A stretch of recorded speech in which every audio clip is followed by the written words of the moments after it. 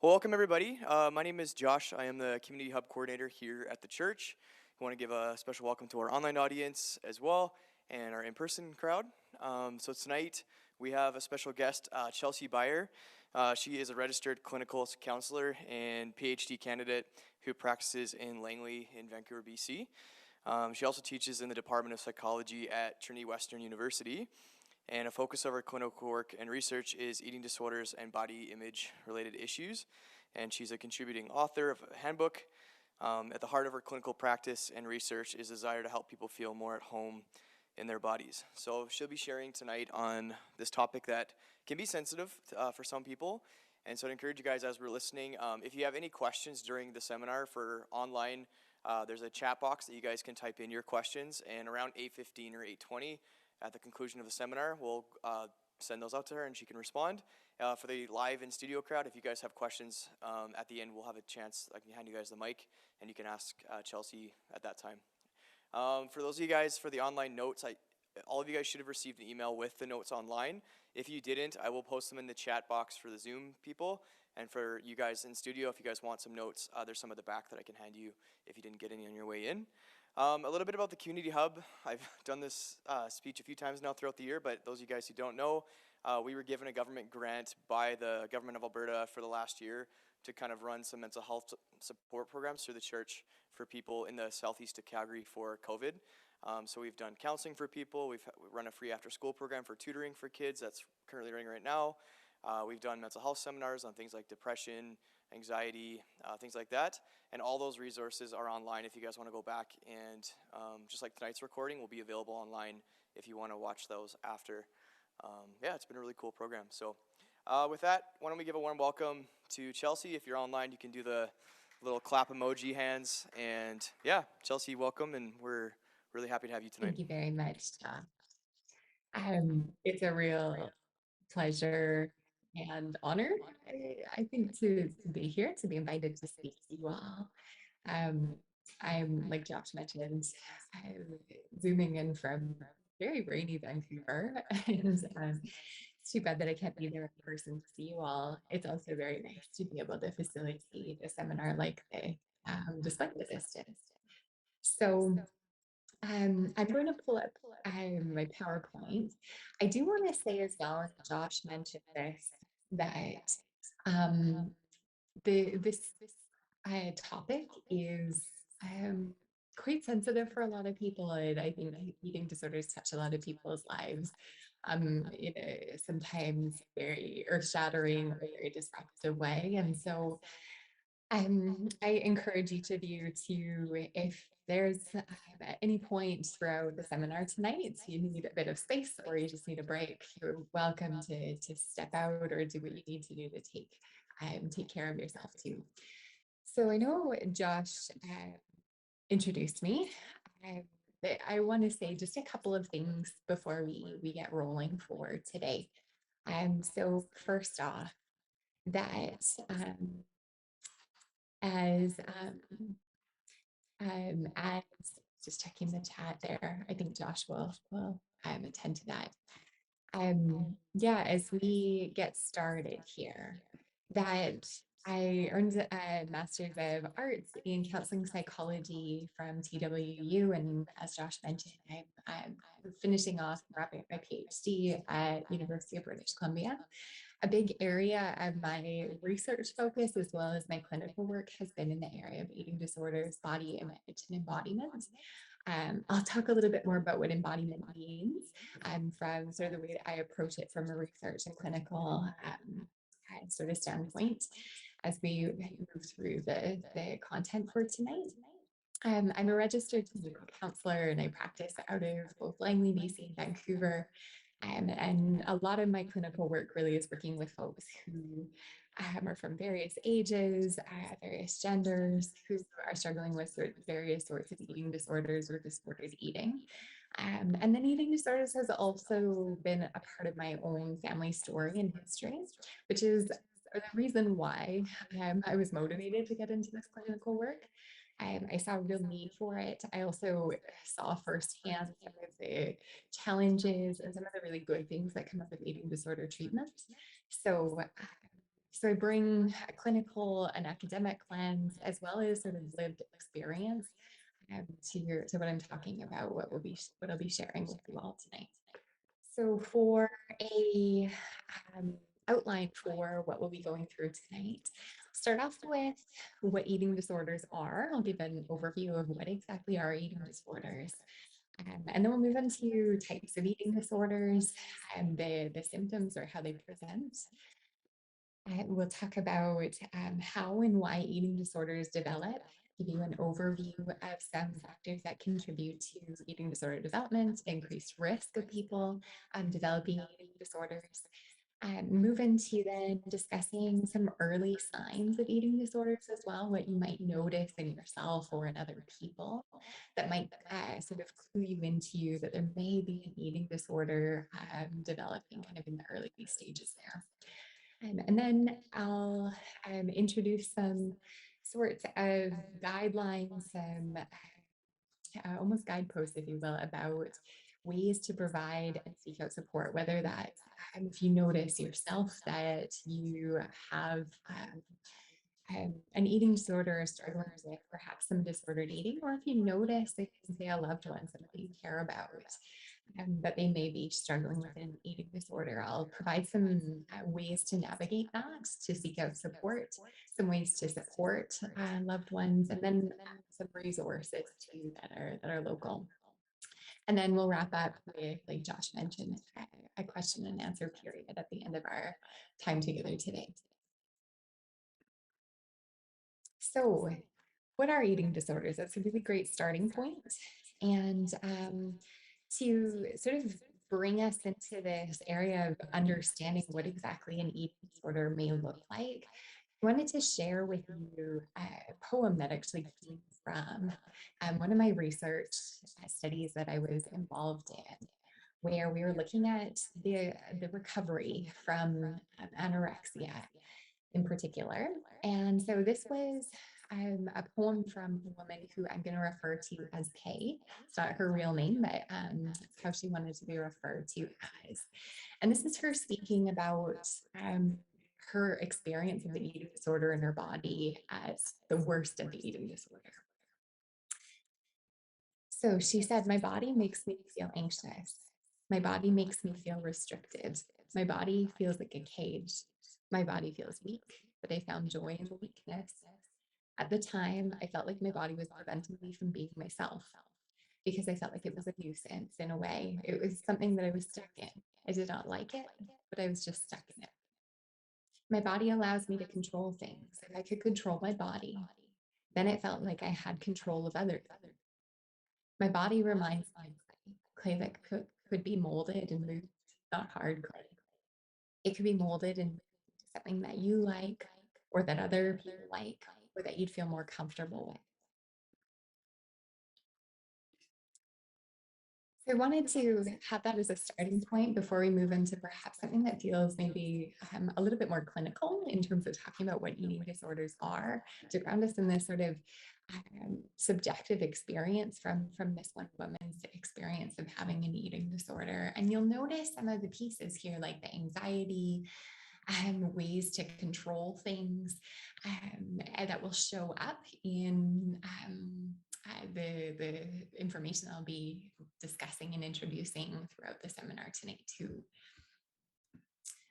So eating disorder refers to a number of psychological disorders that share significant sorts of disruptions in eating disorder or in eating behaviors, as well as thoughts and emotions that are associated with those behaviors. A real key characteristic of an eating disorder is that it causes some sort of significant distress or is interfering with a person's life day to day in various ways, and has potential health implications or complications too. That can come from, say, sort of nutritional deficits. It can come from very low body weight. It can come from disruptions to, say, electrolytes that happen when there are sort of binging, purging behaviors going on. Typically, eating disorders include a combination of preoccupations with food, with weight, and body shape. as well as certain emotions like anxiety. We saw anxiety show up in the poem that I just read. Anxiety is a really predominant emotion that we see in eating disorders, as well as emotions like guilt and shame, especially about eating, and body weight, body appearance. And then we also see behaviors that vary from different types of eating disorders that will include certain behaviors like restrictive eating, binge eating, as well as behaviors like purging or compulsive exercise. When I talk about compulsive exercise, what I'm referring to is exercise where a person feels really sort of like they need to engage in exercise in a way that is either quite extreme or very frequent. So we see again this combination of sort of thoughts, preoccupations, as well as feelings and behaviors that are directed at food, eating, and body appearance or weight. And eating disorders affect a significant amount of people. They affect kind of around 5% of the population. That means that several million people on the planet at any given time have an eating disorder. Eating disorders most often affect adolescents as well as young adults. Except that means, or I should say also that we see eating disorders impacting people who are younger as well as older. So we can see eating disorders affecting children. We actually see the age at which people are developing eating disorders is decreasing. So younger children are developing eating disorders more and more often. And people who are older later in life as well can develop eating disorders. Eating disorders also most commonly affect girls and women. However, we do see people of all genders developing eating disorders. Increasingly, we see more men developing eating disorders, and eating disorders are also more present in communities such as the trans community, as well as in gay men too. And it's also quite common for eating disorders to co-occur with anxiety, with depression, self-harming behavior, and obsessive compulsive tendencies that I see very often. If I'm speaking in my clinical work, I see very often people really experiencing social or generalized anxiety as co-occurring with different eating disorders, and that there can be mood disruptions that go along quite commonly. I also want to note that, like other mental illnesses, eating disorders aren't the sole result of a person's choice or decision. That is to say that a person who is struggling with an eating disorder can't simply choose to stop the eating disorder behaviors. That feels beyond, quite often beyond their ability to do so through their sort of own will. To make that happen, whether that's restrictive eating, that sometimes as you're watching from sort of an external perspective, it feels like if a person's engaging in more restrictive eating types of eating disorders, it feels almost like, well, can't you just eat? And I wish it were that simple. It's really challenging often for people to sort of break out of these patterns of behavior or go against ways of thinking that really characterize different types of eating disorders. So quite often it takes people receiving external support, whether that's mental health professional or other health professionals to help support with eating disorder recovery. That moves us then into specific types of eating disorders. And the one that perhaps comes to mind most frequently for people when they're thinking about eating disorders is anorexia or anorexia nervosa.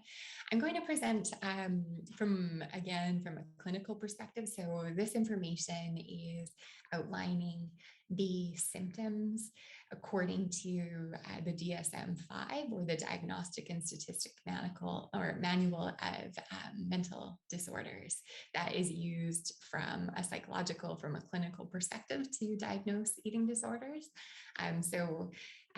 Some of this language is quite clinical. I'll give examples of what this might look like as well. So with anorexia, we see a real restriction in energy intake, or a person really restricting the amount of food that they're eating.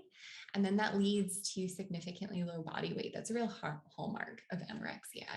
And that low body weight is based on age, on a person's sex, on their developmental stage in life, as well as physical health.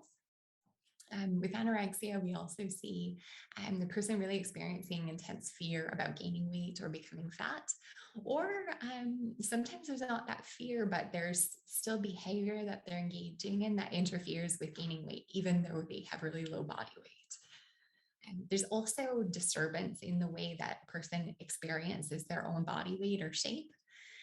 Or a significant influence of their body weight or shape on their self-evaluation, how they feel about themselves, their confidence, or a persistent lack of them recognizing the seriousness of their low body weight. And then there are two different types of anorexia. There's a restricting type and there's a binge eating purging type. So the restricting type is where we see a person really limiting the amount of food that they're eating.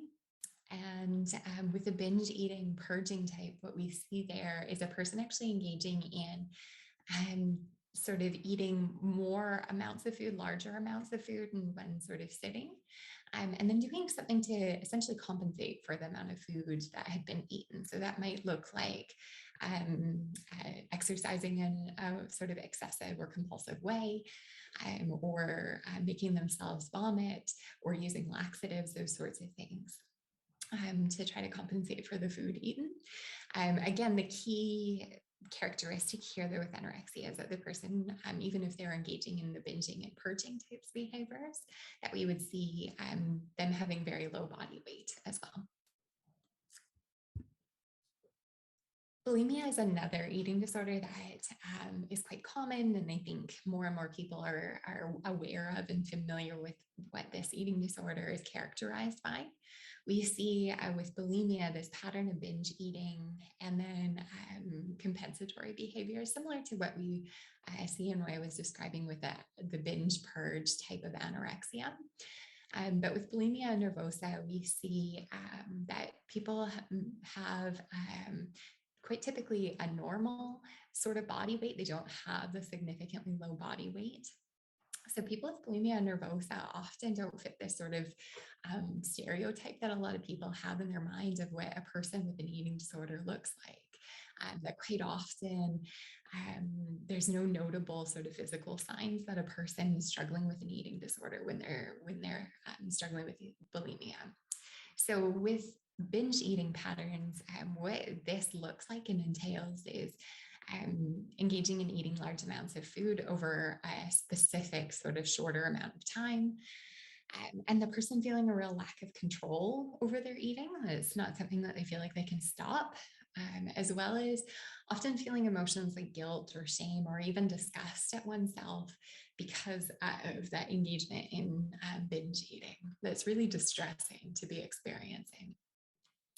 And then we see this sort of engagement in different types of behaviors that essentially are trying to make up for, if I can use that languaging, the pattern of binge eating. So ways to try to prevent weight gain from the eating, whether that's vomiting or using laxatives, fasting, excessive exercise.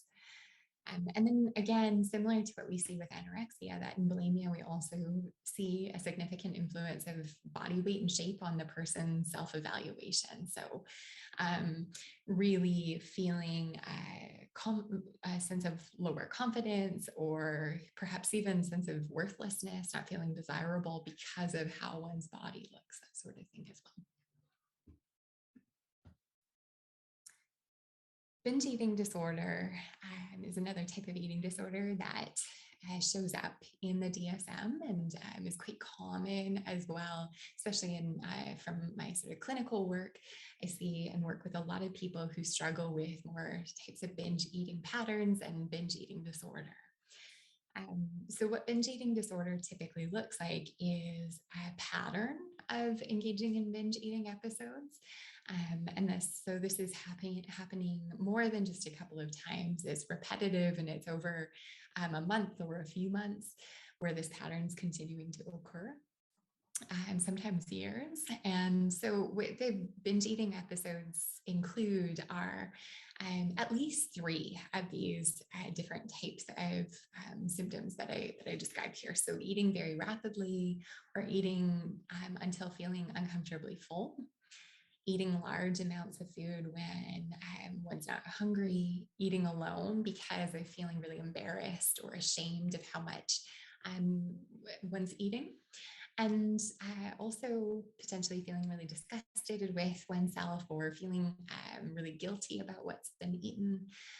Or also really low mood, so even feeling really depressed as a result of the binge eating. And again, we see that these sorts of periods of binge eating feel really out of control. They can be deeply distressing for a person because it's something that feels like they can't just stop. It's really hard to get a handle on, to understand what's going on, first of all, and then to try to stop this pattern. One of the more, or I should say less well-known eating disorder, people are less familiar with this one, is an eating disorder called avoidant or restrictive food intake disorder. And so what this eating disorder often looks like is it looks a little bit like anorexia nervosa, but a big difference between anorexia and avoidant restrictive food intake disorder is that avoidant restrictive food intake disorder, a person who is experiencing this eating disorder, they're not trying to lose weight. In a lot of cases, actually, they don't want to lose weight. I've actually worked with a number of people who have this type of eating disorder, and they may even be really distressed by the fact that they're losing weight or that they have really low body weight. But they have this lack of interest in or avoidance of food, and that's leading to real sort of inadequate nutritional or energy intake, and then that contributes to a significant weight loss. If we're seeing this eating disorder present in kids or in teens, what that may look like is not necessarily significant weight loss, but sort of disrupted growth because the kid or the teen isn't getting enough nutrients for their bodies to support growth in the way that they typically do. We also quite often see nutritional deficiencies of different types in this eating disorder. And sometimes this leads to dependence on different methods of external feeding or oral nutritional supplements to supplement the nutrition that's not being gained by food intake. And it can really interfere with psychosocial functioning. So again, like each of these eating disorders that I've talked about so far, that it can be really distressing for a person. It can also be really difficult in relationships where, for example, if a child is struggling with this, or so their parent is feeling perhaps some real frustration or fear, or a partner of someone who's experiencing this might be really distressed about it as well. And that can lead to some challenges in relationships, sometimes some conflict that shows up too. An eating disorder that I don't have listed because it doesn't show up, it's not identified in the DSM yet, but a number of people increasingly are talking about what's referred to as orthorexia. So it's a way that, that sometimes eating disorders can present as when a person becomes really fixated on trying to be healthy in their way of approaching food. And what that can lead to is limiting or cutting out different types of food groups altogether.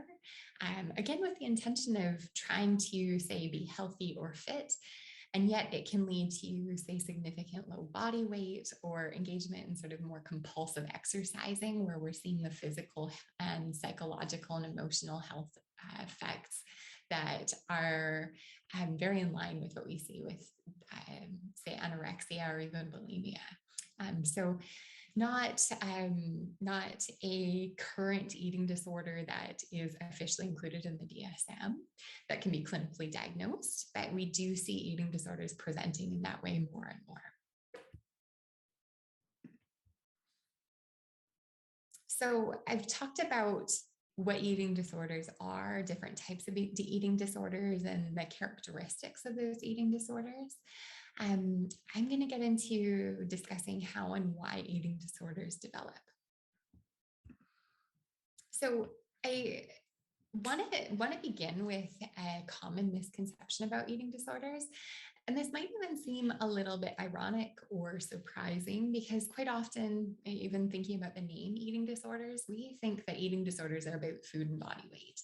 That it's really common for people to think that, well, if a person has an eating disorder, it's because they're not happy with the way that their body looks, or they want their body weight to be less, or whatever it might be. Or that they have real big issues with food in some way or another. And some of that's true. It does play a role in eating disorders. I think about that more as sort of the superficial symptoms. Underneath those symptoms, what we see is that there's a lot more going on with eating disorders. So I like to think about eating disorders as being a sort of signal that there's a deeper problem that the person is experiencing or struggling with. The eating disorders and disordered ways of eating and relating to food and one's body that really reflects emotional distress or beliefs about self-worth, desire for control, agency, as well as often real longing to be accepted. So some ways in which this can show up is that quite often people who are struggling with eating disorders, they experience a lot of emotional distress. I've noted this, that they might be feeling really overwhelmed. They might be feeling really low or anxious or ashamed, and that restricting or engaging in more binge eating types of patterns or behaviors can be at times a way to try to regulate emotions, to try to deal with difficult emotions. Quite often too, we see people with eating disorders really struggling with their self-esteem or feeling like they're not good enough.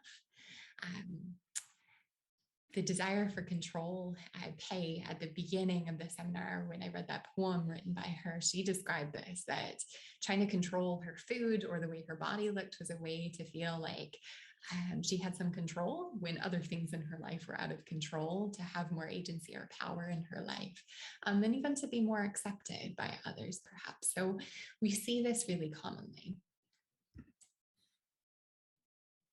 When we're thinking about causes, what we know from research in the area of causes of eating disorders, it's really hard to pinpoint exactly what causes an eating disorder to develop. And that can change from person to person as well. But we do know that eating disorders are the result of a combination of biological, social, and psychological factors. So I'm going to go through a few of them that have been identified through research to be notable contributors to eating disorder development, or at least increasing the risk of eating disorder development. So genetics is one, that there is a genetic component to eating disorder development. I'm going to note that eating disorders can run often in families. So we see that where, say, if there's been a parent who has an eating disorder, that children are at increased risk of developing an eating disorder. That said, that genetics aren't the thing that cause eating disorders or any mental health disorder to develop on its own. That there has to be a combination of genetic sort of predisposition or vulnerability, increased risk, as well as some environmental or psychosocial factors too, that the combination of both results in the development of an eating disorder. Temperament and personality characteristics, certain personality characteristics contribute to increased risk of developing an eating disorder, specifically perfectionism and lower self-esteem. We see those really commonly in eating disorders and increasing risk of eating disorder development. That people who tend to have really high standards for themselves, or feel really low confidence or low sense of self-worth are at increased risk of developing eating disorders. We see eating disorders more frequently showing up in family environments and systems where the family has a real emphasis on external appearance. So that might look like maybe dieting being a real sort of predominant pattern in the family. For example, to try to change appearance, maybe there's an emphasis on, say, thinness within the family that increases risk of developing eating disorders. And then we also know that media and different body ideals that show up in magazines or social media, movies, television, that's those sorts of media that real focus on and presenting certain bodies as the way in which bodies should be, or what are the best looking bodies, that increases risk of eating disorder development, especially when people start to internalize those ideals. What that means is that they start to take that in. They believe that, yeah, that is the way that my body should look, that increases risk of eating disorder development. I alluded to this as well, that a difficulty with emotions can also increase risk of eating disorder development. In particular, we see with more restrictive types of eating disorders, real challenge with emotional awareness, that at times it can be incredibly difficult for people to really figure out what they're feeling, to put a name to it, to be able to identify what it is that they're feeling emotionally. Distress tolerance too is really frequent in eating disorders, or people with eating disorders, that we see people having a really difficult time with trying to manage emotions that feel really uncomfortable for them or overwhelming for them. And then difficulty regulating intense emotions. So emotions that become really big or intense, that's where quite often we see people turning to different types of eating behaviors or exercise to try to regulate intense emotions, because there may not be other skills or sort of practice regulating emotions in a more sort of healthy, productive, in the long run sort of way. And then also we see adverse life experiences contributing to eating disorder development. So that can look like bullying, especially kind of earlier in life, but throughout adolescence, even into adulthood, experiencing different forms of neglect, especially earlier in life, and trauma. So trauma meaning that experiencing, say, physical, sexual, or emotional or psychological abuse, that we know that those sorts of experiences increase the risk of people developing eating disorders. So again, I want to highlight that it's not any one particular factor, it's a combination of factors that we see that lead to the development of eating disorders, and that changes from person to person. So this is a complex area.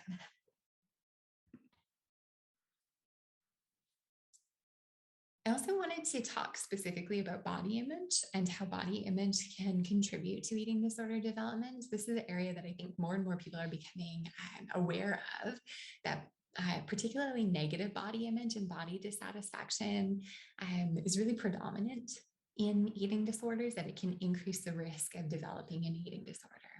And it's important, I think, to define what body image is referring to here.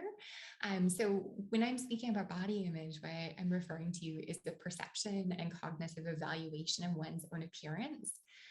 So what that means is this notion of, okay, this is how I perceive, this is what I think my body looks like, almost like we're seeing our body in our sort of mind's eye.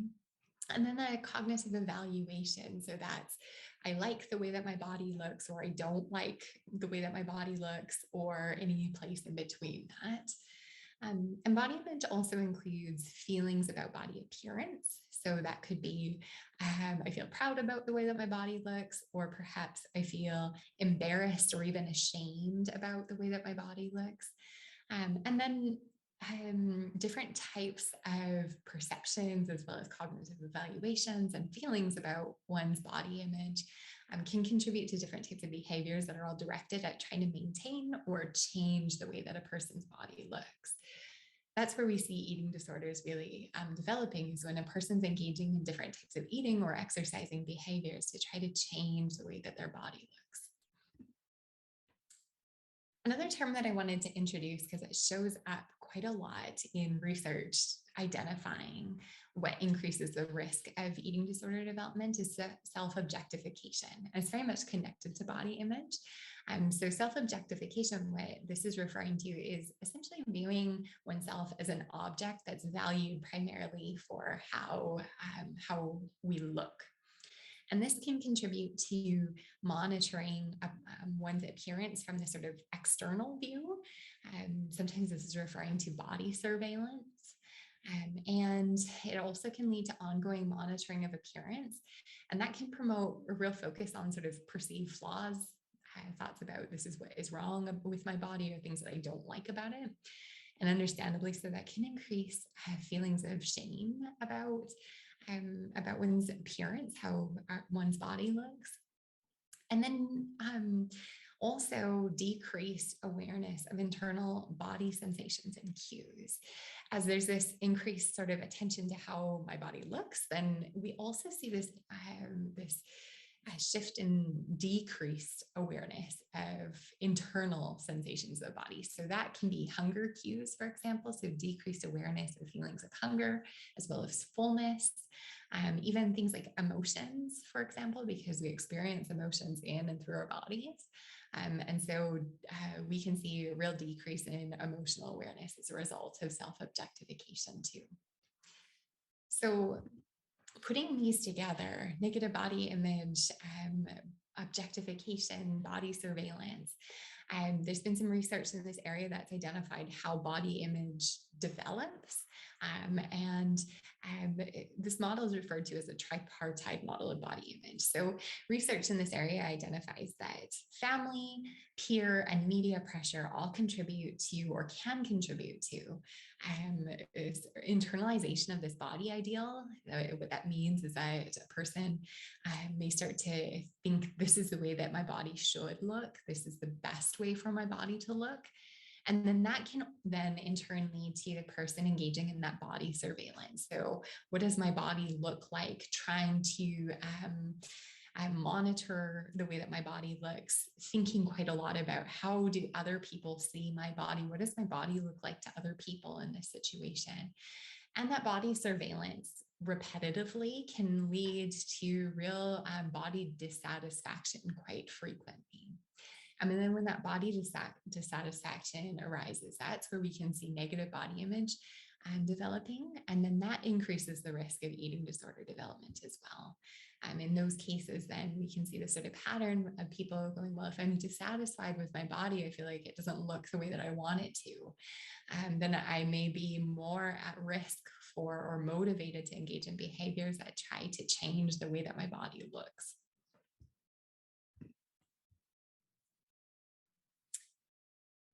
So body image is something that people are increasingly familiar with in terms of recognizing that negative body image can really increase risk of eating disorder development. It really plays a role in eating disorders. What's less sort of familiar, sort of popularly, is that eating disorders quite often also include what I'm going to refer to as disrupted experience of embodiment. So when I'm talking about embodiment, I'm going to introduce a term that perhaps is new to people, at least in this way. What embodiment is referring to is the experience of living in and through one's body. To help you maybe get a handle on this, I'll invite those of you who want to try this out for a moment or two. Just take a moment. You can look at maybe a neutral spot on the ground or in front of you. If you feel more comfortable closing your eyes, you can do that. Just for a moment, think, okay, how does my body look? Try to picture how your body looks. If perhaps you were looking in the mirror, or if you're imagining someone else around you looking at you from outside. Just imagine for a moment, what does my body look like? Trying to see that with your mind's eye. So that's the third person perspective of our body. That fits with actually what we were talking about with body image. So body image is referring to this third person perspective.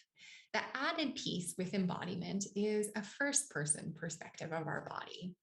So again, for a moment, if you want to take a moment to maybe look at a neutral spot on the ground or in front of you, close your eyes if you feel comfortable. And just take a moment to consider how your body feels right now. What does it feel like to be in your body?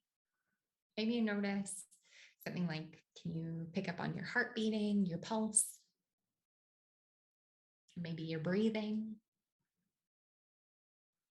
Maybe different sensations like hot or cold, or tension in your body in some place, shoulders, neck. I know that's often where I can pick up on tension.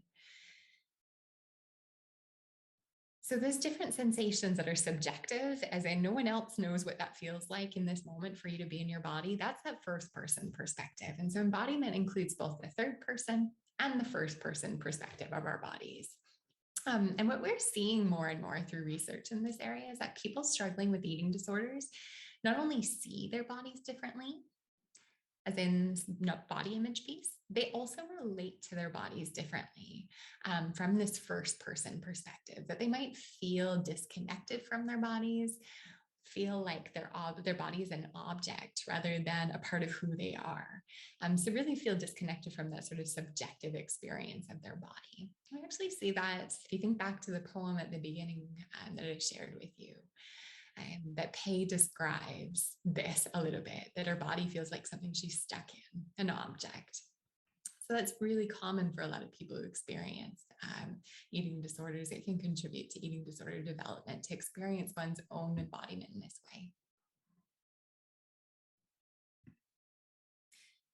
So coming out of this research in this area of embodiment, there's been this another model that looks at the way in which eating disorders develop through this embodiment lens. And we see that a few specific factors can contribute to eating disorder development, specifically something that's referred to in research literature as violations of body ownership. I'll unpack what that means. That means essentially that other people are relating to a person in a way that essentially is not respecting or even disregarding the fact that a person has ownership over their own bodily self. So that can come through in harassment, for example. It can come through in physical or sexual assault. It can even come through in sort of more cumulative ways, like comments about you shouldn't wear that, or you can't wear that, or you have to look this particular way in order to go out and be around people, those sorts of things. Internalized social labels and stereotypes also contributes to disordered eating too. So internalized labels or stereotypes, what that can look like. Some examples of that are people really feeling like, okay, men have to be muscular. If I'm going to be a man who's respected or admired or that people find attractive, I need to be muscular and strong and perhaps even stoic. Or women may be thinking that women have to be kind and nice. I have to be likable. Those sorts of things. Sometimes even it comes through in certain stereotypes like tomboy. Well, I've been labeled a tomboy, and what does that mean? So it can be kind of a variety of these different types of social labels and stereotypes. And then the last factor is prejudice or disempowerment. And again, this can come through in a variety of different ways. It can be experienced through, say, racism or prejudice for certain types of disabilities, for example, if that's something a person is experiencing, as well as sort of removing different forms of social power. So a person feeling really restricted in terms of being treated equally or respectfully or kindly by other people in their life. And so when we see a combination of those different factors, that increases the risk of a person developing an eating disorder. And ultimately that does so because these different factors that you see on the left side, that disrupts, we see that disrupts the way a person experiences being in their body. So I want to walk us through some early signs of eating disorders, what we see when a person is beginning to develop an eating disorder, or perhaps is even in the earlier stages where they actually would meet the criteria for being diagnosed with an eating disorder. And I'm going to note too that this can look somewhat different from person to person, but I'm going to highlight some key sorts of things that you might see, perhaps in yourself or in other people. So some emotional and behavioral signs are, first of all, restricting food. That's a real common one, especially in eating disorders that are like anorexia or avoidant restrictive food intake disorder. That might look like cutting out certain types of food for reasons that aren't related to health or dietary needs. So sometimes that will show up in ways that actually seem really benign, or maybe even are kind of celebrated by other people around them. So trying to be more sort of healthy, for example, by trying to avoid, say, sugars or certain foods that are deemed or considered perhaps less healthy, whatever that might mean to that particular person. Skipping meals, that's a real frequent one. So people not eating, say, breakfast, or throwing out their lunches, kids throwing out their lunch at school. That's a real common one that shows up, for example, not eating lunch while at school. And it can be really sort of more accessible because it may be difficult to monitor that someone's skipping meals. Feeling anxious or guilty leading up to or after eating as well. That's really common. Having specific rules about food and eating. So again, this can look really different for various people, but some examples of this are maybe not eating the same food twice in one day. Well, I already had a piece of bread as toast for breakfast, so I can't have bread later on. Or it may even look like a specific amount of calories in a day, and a person counting the calories, and they cannot go above that certain sort of calories that they've set for that particular day. So having certain rules about food and eating. Exercising really frequently and for significant amounts of time, and particularly to sort of compensate for food eaten. And this can be really tricky because we see this showing up a lot in sort of more like fitness and health sort of ways of thinking about things, even the way that we talk about eating sometimes, that we can kind of fall into this where we start to talk about, oh yeah, well, I really have to work that off, or I guess I'm going to have to spend extra time in the gym tomorrow because I had this. But when this really starts to take hold, where a person's really feeling the need to exercise for a longer period of time or more often in order to avoid gaining weight, that can be an indication that there might be an eating disorder developing. Feeling out of control while eating, that's another indication, as well as being uncomfortable eating around others. So quite commonly, especially in the beginning, that we see people feeling really anxious or maybe even embarrassed, really uncomfortable eating around other people. So they might avoid eating meals with others, or if they're invited out to eat with, say, friends or family, they might just avoid that altogether, or not eat. If they're around, maybe it might turn into, oh, well, I already ate before I came to this event, so I'm not having any food. So sometimes that can be an indication of eating disorder developing kind of in the earlier stages. Some physical signs that are common with eating disorders are, first of all, notable changes in weight. Again, not always do we see this, but sometimes we will. Stomach cramps, gastrointestinal issues that weren't previously there. So new sorts of gastrointestinal issues where someone's maybe feeling really like nauseous or crampy or constipated, even those sorts of things. can be an indication of an eating disorder. For girls and women, changes in menstruation that's not related to sort of sexual health or birth control, things like missing periods can be really indicative of eating disorders. Difficulties concentrating. So if a person's not getting enough nutrients or energy through their food intake, or they're really caught up in sort of eating disorder thoughts and preoccupation with food and weight, it can be really difficult to concentrate. Feeling dizzy frequently, feeling cold frequently or all the time, as well as disruptions in sleep. So having a really difficult time falling asleep or staying asleep can be indications of eating disorder as well. So I want to move then into the last portion before I get into some resources and question and answer for tonight. I want to talk a bit about ways in which we can provide support for loved ones, for people that we care about, if we notice that they may be struggling with disordered eating or they do have an eating disorder.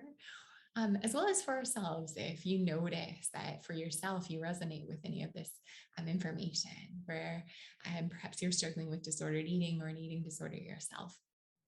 I want to note that these are some guidelines and some starting points, hopefully to help you navigate what can be really challenging.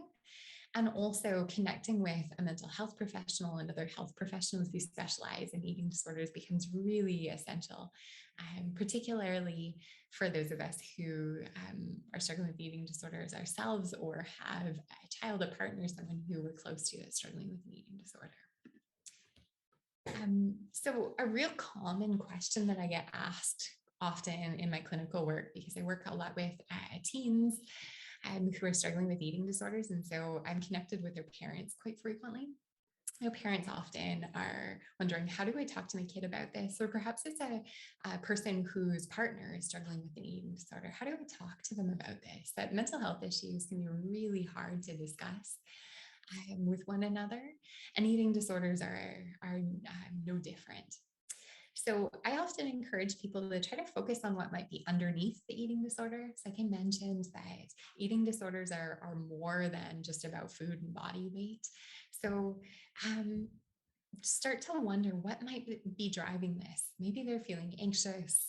Maybe they're feeling like things around them are out of control. That thinking about considering maybe even starting conversations in that way, as opposed to really focusing on the eating, can be really helpful. I encourage people to try to avoid comments about body weight and appearance. And it can be really challenging to do this because it's quite normal and common for us to talk about our own bodies or other people's bodies, the way that people look.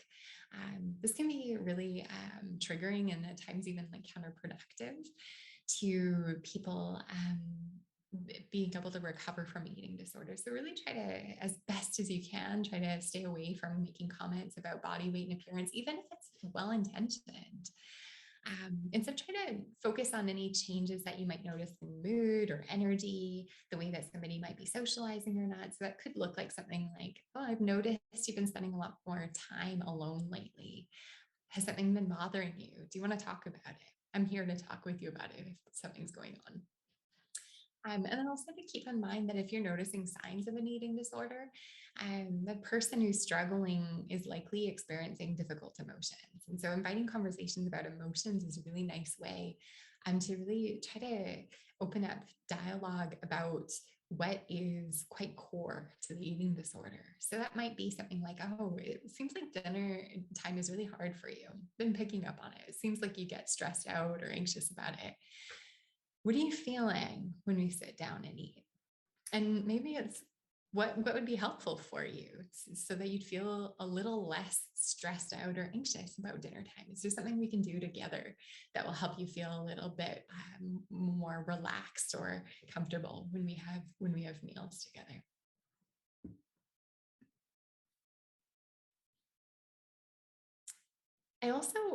I encourage people to avoid making comments about diet foods or foods being good or bad. And again, this is really common. It's really common and hard to get away from in a lot of cases.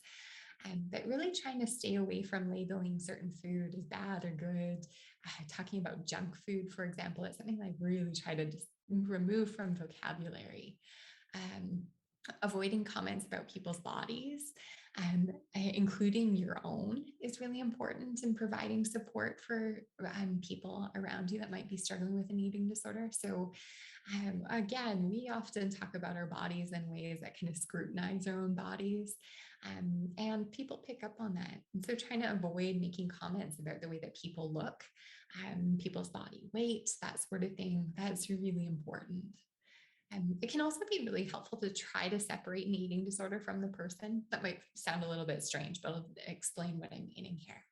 Um, so if you can distinguish between what is the eating disorder or the eating disorder thoughts or the eating disorder behavior from the person, that we talk about this in therapy as a therapeutic tool called externalization. It's essentially taking the thing that a person is experiencing or struggling with and imagining it as being a separate sort of entity, sometimes giving it its own name. It's really common in eating disorder treatment to refer to the eating disorder as like as ED, as in eating disorder ED, or giving it a name altogether, talking about the eating disorder voice to refer to as eating disorder thoughts. And the way in which this can be really helpful is that it kind of can align you with the person that you love or care about to go, okay, we're teaming up on the eating disorder. I'm not against you, I'm with you, and we're trying to address the eating disorder. And then especially in the beginning, I like to remind people that fighting an eating disorder can be really, really scary. That often people who may even want to experience freedom from an eating disorder, they may seek out treatment, that especially in the beginning, they can feel really ambivalent about eating disorder treatment or even getting better, seeking help. Because the eating disorder often is helping people manage difficult emotions, like I mentioned, or gives them a sense of control. And so to try to give that up or even let go of little bits of it can be really scary and really challenging. And so recognizing that from the beginning, that that's really normal. It's okay to feel ambivalent about recovery or seeking help. That recognizing that for yourself, if you're struggling with an eating disorder, if you're trying to provide support for another person, recognizing that, validating it, while also encouraging change, that things can get better, that can be really helpful too. So that might sound something like, oh yeah, I can understand that this is probably really hard for you, and that there's maybe even like a part of you that doesn't really want help or maybe doesn't feel great about trying to try to get help here. And yet this is really important and I want you to be okay, and I'm here to help you or support you in whatever way you need. I also wanted to return back to the topics of body image and eating disorder, or an embodiment in terms of eating disorder prevention and recovery, and say a quick couple of notes about that. So positive body image and positive experience of embodiment, they can be protective against eating disorder development and can also play a real important role in the recovery from eating disorders. And so often when we're talking about healthy body image or positive body image, that isn't just the opposite of negative body image.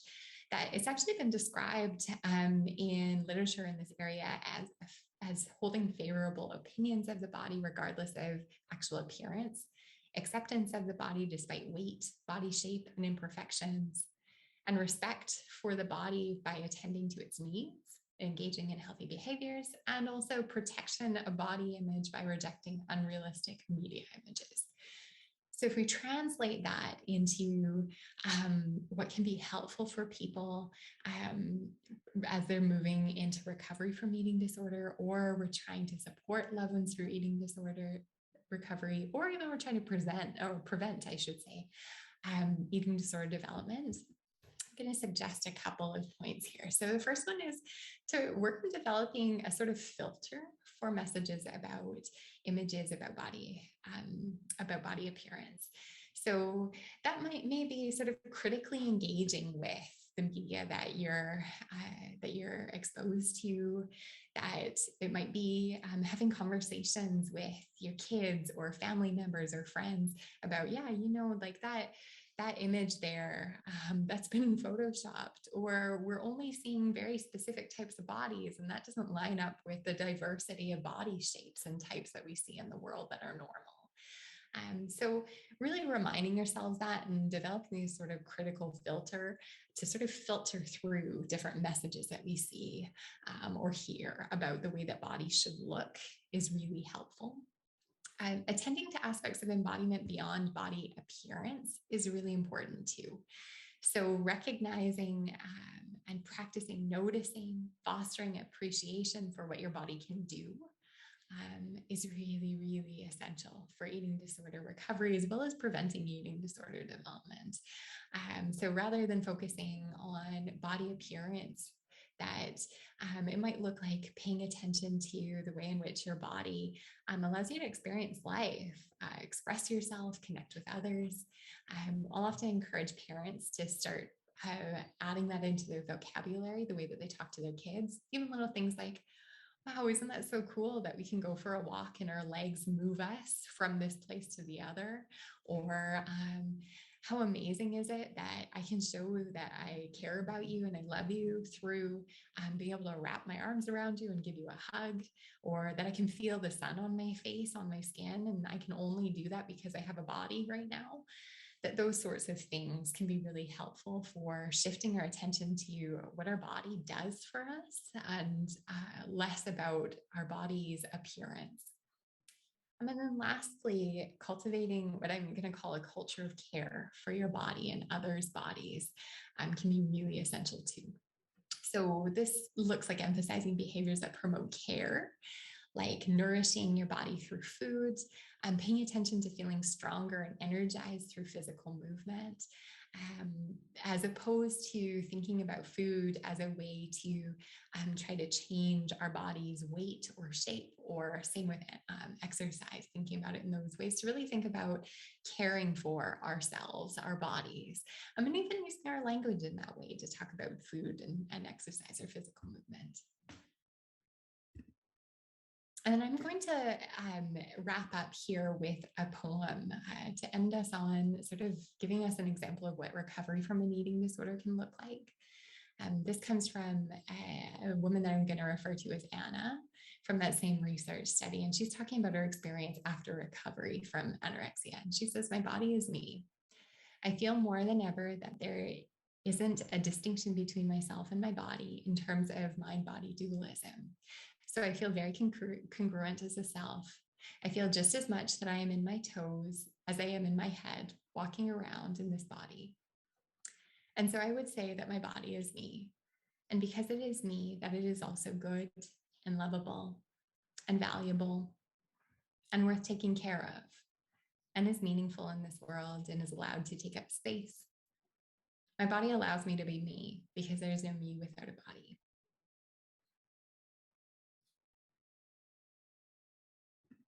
So if you've resonated with any of this information, whether it's reminding you of your own experiences or some struggles that you see in someone that perhaps you care about or are close to, I'm giving you a list of a few different resources. So first of all, there's the National Eating Disorder Information Center. And the website there that has some really good information about eating disorders, eating disorder recovery. There's also Families Empowered and Supporting Treatment of Eating Disorders. And again, their website there. It has some great information. If you're a parent or a sibling or a partner of someone who has an eating disorder, that there's some really good information that's more family-based. There's also the Calgary Eating Disorder Program through Alberta Health Services. The phone number there, you can also Google them and they have more information. They provide a lot of different types of services directed at eating disorder prevention and treatment, ranging from inpatient, outpatient, day patient programs to different types of educational workshops for healthcare providers, for students. So that can be a really good resource as well. They do provide referrals to different healthcare professionals as well as doctors too, as needed. And then Psychology Today, too. So there's a website there. Psychology Today has a really great therapist database. And they also have, so you'll be able to filter therapists based off of specializing in eating disorders, for example, and then also location. So you can look at therapists that are local for you and be able to read through bios and have their contact information if that's something that is desired or helpful to connect with a counselor, a therapist, or a psychologist who might be helpful for eating disorder recovery as well. So I'm going to leave it there. I also have my email address too. If there are questions that are coming up that you maybe don't feel too comfortable putting in the chat or asking me here, you're welcome to send me an email and connect with me that way. I'm going to pause there, and I know we have a question in the chat. I also am going to see too if there are questions in the audience. I can read the chat that I see here. Or the question in the chat, what thresholds are used to measure recovery/remission? And what are some tools to prevent relapse? Oh, really good question. So the thresholds, if we want to speak about it in that way for measuring recovery or remission from eating disorders, is going to be a little bit complex because we can think about it in a couple of different ways. So the first one is symptoms.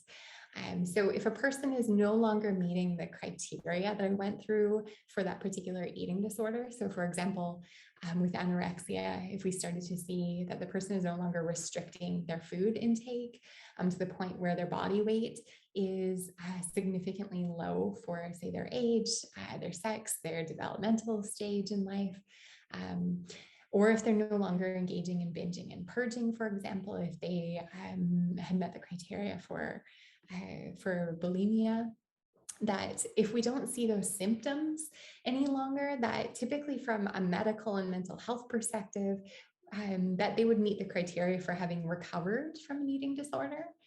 That said, that doesn't necessarily mean that a person is at a really good spot where they're probably not going to say relapse or fall into some of those eating disorder patterns. It's really common for a lot of people to go through these periods of time where they recover, where there's sort of remission, and then to fall back into some of these sorts of eating disorder patterns.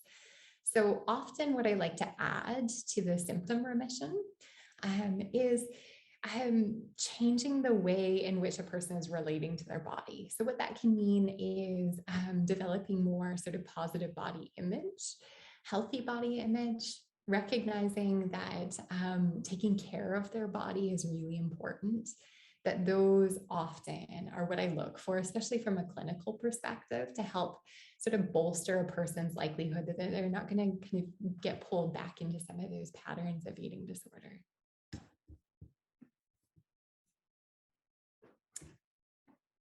Josh, do you want me to keep going through the questions in the chat for a moment? Sure. Or is there any live ones? Maybe we can go back and forth just because they're for time. Just want to give enough time for the studio audience as well. Do you guys have any? As far as treatment goes, I know during COVID, the whole online and Zoom treatment was an option. Does that work just as well for this kind of treatment, or is in person really better, or does it make a difference? Yeah, really good question. I hear this often as a clinician. We actually research that there's not a difference in terms of effectiveness of therapy, if it's virtual or if it's in person, that it really depends on the person feeling like there's a good fit between themselves and their therapist. And so if being able to see somebody virtually ends up kind of lowering the barriers for them to be able to seek out mental health services, it can be very effective for eating disorder treatment. I'll add that quite often with eating disorder treatment, that meeting with a nutritionist or a dietitian is really common, can be really helpful for a lot of people in recovery. And more nutritionists are shifting to also offer virtual sessions or appointments, and that can be really helpful and accessible for a lot of people. So no, it doesn't necessarily have to make a difference. That both forms, in person and virtual, can be equally as effective. I think we have one online from Steph. What is considered a concerning BMI? Mm-hmm. Yeah, so in when we're talking about, say, anorexia, low BMI, typically for diagnosis of anorexia, is a BMI of 16 or under, is the BMI sort of cutoff point there. Another one, how do you encourage a close friend to seek help who does not think that they have an eating disorder? Mm-hmm. Oh yeah, that can be really challenging for sure. And quite often, especially at the beginning, it can be really hard to actually admit or recognize that a person may be struggling like themselves with an eating disorder.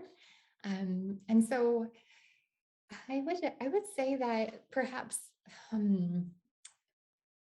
communicating that you're there for them, that you want what's best for them, that you're there to talk to them if and when they want to talk, and perhaps even normalizing.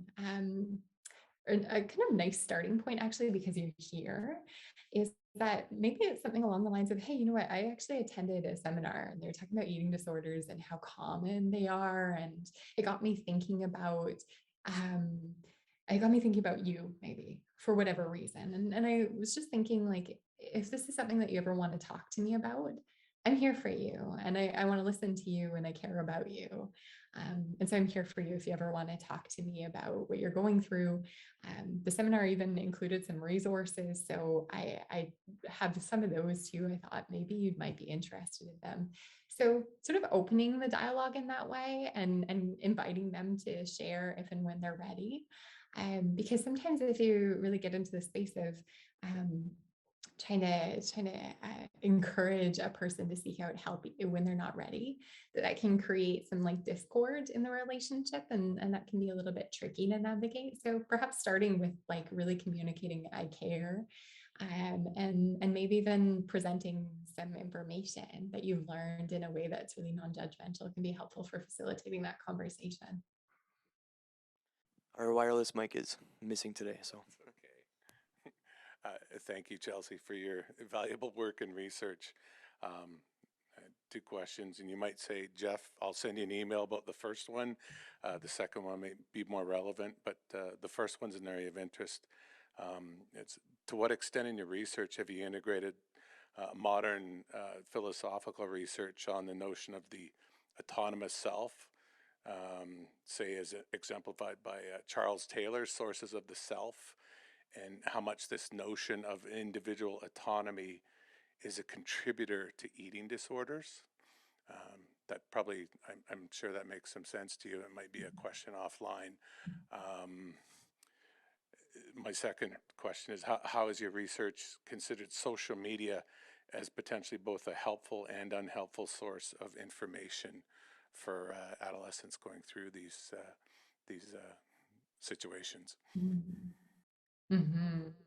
Oh, I appreciate the thoughtful questions. The first one, I'll maybe give you a short answer, and if you want to have a dialogue via email, I'd be happy to do that with you.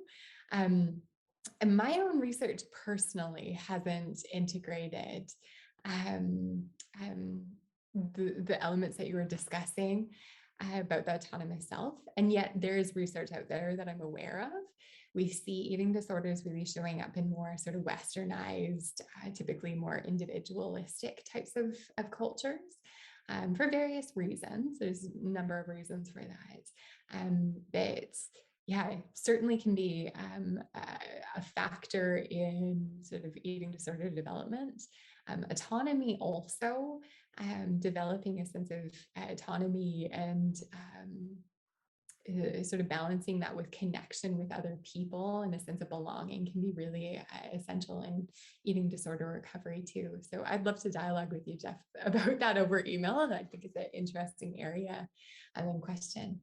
The second one that you were talking about was media. we see more and more actually as kind of encouraging to see that media can be actually really a big sort of resource for a lot of people, especially adolescents, um, in preventing eating disorder development as well as a source of recovery. So a class that I teach at Trinity Western on abnormal psychology, when we're talking about eating disorders, I show an example as a documentary on a young woman who's recovering from an eating disorder. I think it was through BBC.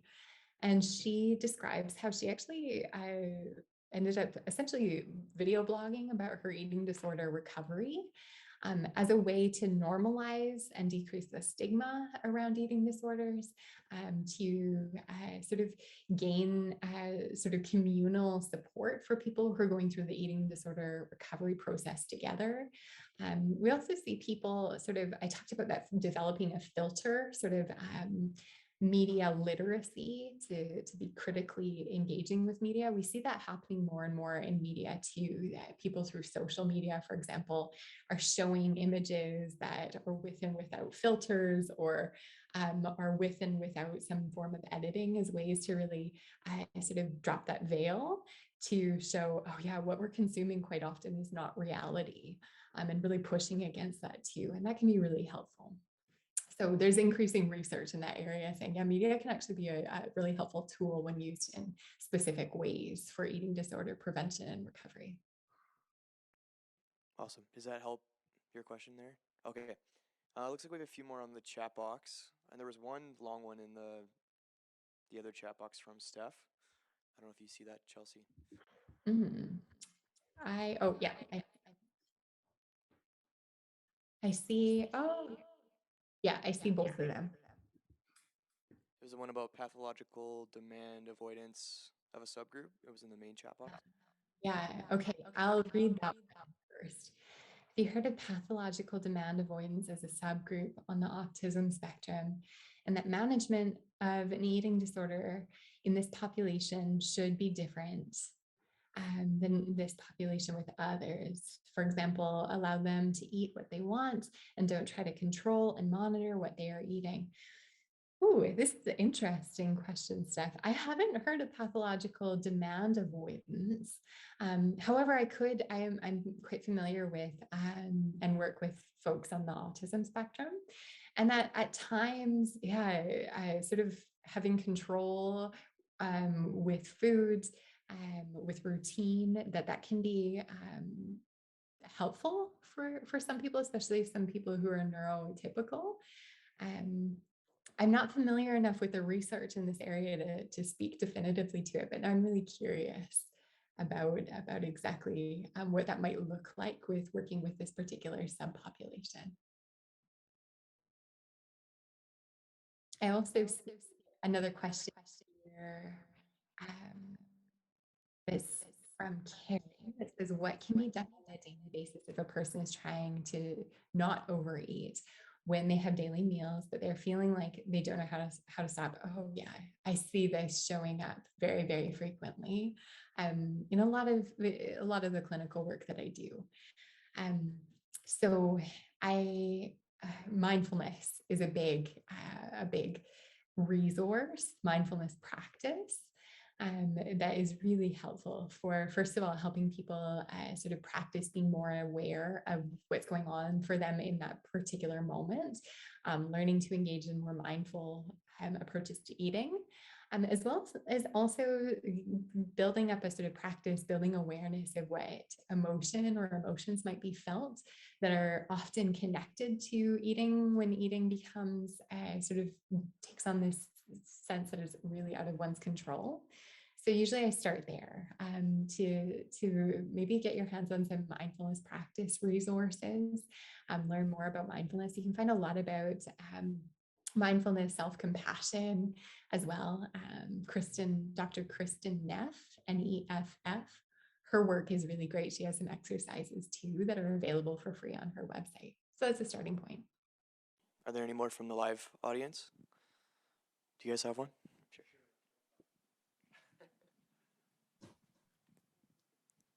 Hi. I'm actually not even really sure what I'm trying to ask here, but we have a daughter at 9 years old. She was diagnosed with anorexia. She was actually hospitalized for twice for about a month and a half total. Yeah, pretty hard to talk about actually, but it's been about 2 years, and we just kind of feel stuck. She does see a therapist every 2 weeks. It just feels that we're never gonna get past this. Like, she's not to the point where she's gonna be hospitalized or anything like that now. Like, she's kind of better than surviving. I mean, she looks healthy, but she's very, very conscious about her weight. We're always monitoring her meals. It's just, we're 2 years into this, and it's just like, I'm not sure if we're missing something. So I'm not even sure what the question is, just kind of getting that out there. Yeah. Yeah. Thanks. Oh, yeah. Oh, it's really challenging to go through. I appreciate you sharing that with me. And I can understand how it can feel incredibly disheartening, terrifying, that at times feel really hopeless. I was reminded as I was listening to you about, so I mentioned family history of eating disorders. And from my experience, and I remember hearing a lot about, oh, this is going to be something that is a lifelong struggle, and yet our family ended up becoming connected with a therapist in Calgary who works out of a practice called Juno House, and she told us, and it was a huge source of hope. She said that this may take a while, but recovery is completely possible. And I see it frequently as a clinician now. And so the fact that your daughter has family parents that are supporting her, that you've connected her with a therapist, that's excellent. And that she's been making improvements in that way, that I know that there's healing that's possible, that there's full recovery that's possible. And so even though it may not feel like it in this moment, that absolutely that's possible, that it sounds like you're doing the right things too to move in that direction. Okay, maybe just one more. Do you see that last one from Kat online, Chelsea? I do. Yeah, and if you guys have any more questions, you can definitely email Chelsea after. Absolutely. Yeah. And Josh, if you want to forward the questions to me, if there's a way for me to connect with those individual people, I'm happy to respond to the questions in the chat via email if people want to email me those questions. Yeah. Kat's question, though, we'll wrap up on that. So do you have any suggestions for finding a fit with the therapist? Ooh, great question. When getting to know each other and session is so long, expensive. And then do you have any research about how spirituality integrates with the recovery process? Oh, yeah. Okay, so finding a fit with a therapist. I would say ask therapists if they offer phone consults. Most therapists will offer to you for free and connect for 5 to 15 minutes over the phone, sometimes over a video call, to just see, does this feel like a good fit? And that can be helpful to get a sense of, is this a therapist that you feel comfortable with? Can also, I encourage people to ask questions of the therapist. So maybe, how do you work with people who are struggling with this particular issue? For example, you can get a good sense of perhaps then their fit in that way, as a way to sort of start off figuring out, is this a therapist that's going to be a good fit for you? Also referrals, I would say too. So if you know other people who are in therapy, ask them about, like, how is your therapist? What are they like? More and more people are comfortable talking, and referral then is a really great source of figuring out, okay, is this therapist going to be a good fit for me? And then the second part of the question, do you have any research about how spirituality integrates with the recovery process? I can't think of any specific research like off the top of my head, but I do know in some of the research that I've talked about, say with regard to embodiment, for example, that when people experience connections with, say, a religious community or a higher power, that can be really a real big resource for them, particularly when it relates to, say, them feeling a sense of worth as a person, or cultivating a sense of caring for their body, or taking care of themselves, that can be a really great resource, that can be really protective. It can also play a role in healing, recovering from eating disorders too. Awesome. Well, thank you again, Chelsea, for your time. If there's any remaining questions that you guys have or in the chat, we'll definitely send those your way. And the email should be on your guys' handout that you guys got tonight. And we'll be also on the recording. We'll post up the notes. If you guys want to send this to anybody, it'll be posted in about a week from now on the Community Hub website. And so, yeah, why don't we just give her one final round of applause. Thank you for your time tonight, and great presentation. It was great. Yeah, we learned a lot. If you guys want to come next week, we have one more seminar for May. It's going to be on fitness and healthy eating. So we have a guy coming next week to share on that, and it'll be the same format. He'll be live here though, and it'll also be on Zoom if you want to watch online as well. Yeah, well, thank you for your time. Enjoy the Vancouver warm weather out there. Yeah, thank you so much, Josh. It was such a pleasure. Thank you, everyone. Yeah, take care. You too.